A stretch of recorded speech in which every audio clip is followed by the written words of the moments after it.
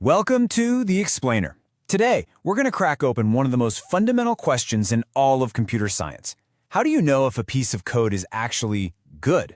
See, it's not just about getting the right answer. It's about getting it fast. We're diving into algorithmic efficiency. So, let's imagine you have two different ways to sort a list of numbers. On the surface, they both work, they both get the job done, but how do we decide which one is fundamentally, better? It's a question that might seem kind of trivial when you're looking at 10 items, but it becomes absolutely critical when that list suddenly has 10 million items. That's the puzzle we're going to solve today. All right, so here's the game plan. We're going to start with the absolute basics. Then we'll explore a common and kind of logical way to measure speed that, it ultimately falls apart. And then we'll uncover the really elegant solution that programmers and computer scientists rely on every single day. Okay, first things first.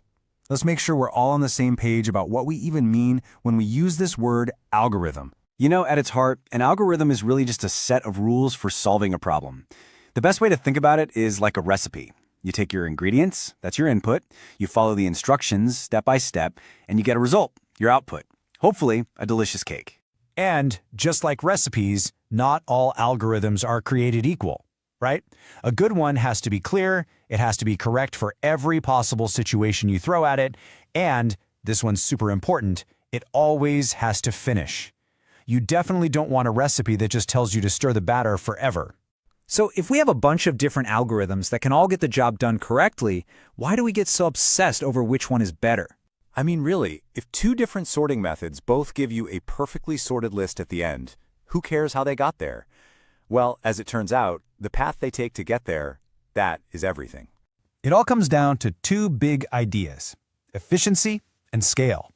Think about it like comparing cars. A drag racer is unbelievably fast for a quarter-mile sprint, but you would never use it for a cross-country road trip. It's just not built for that kind of long-haul performance. We need a standard way to measure that long-haul performance for our code, especially when the problems get really, really big. Okay, so if we want to measure performance, what's the most obvious thing to do?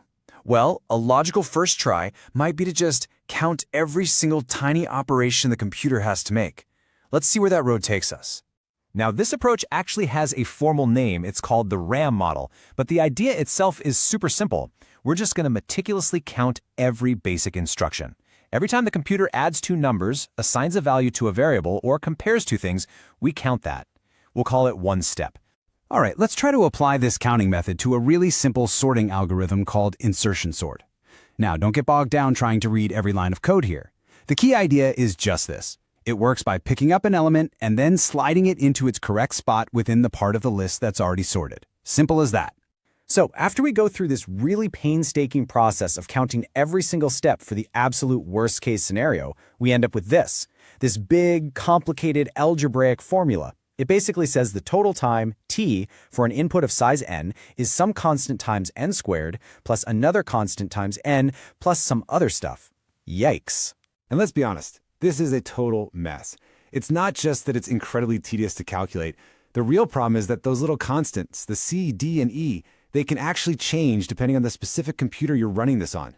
This is not the clean, universal standard we were hoping for. There has to be a better way. And this brings us to the real light bulb moment. What if we just stopped sweating the small stuff? What if we could ignore all these tiny machine-specific details and just focus on the one thing that truly tells us how the performance will change as our input size n gets massive? And the answer to that question is a resounding yes. Welcome, my friends, to the world of asymptotic analysis and its most famous star, Big O notation.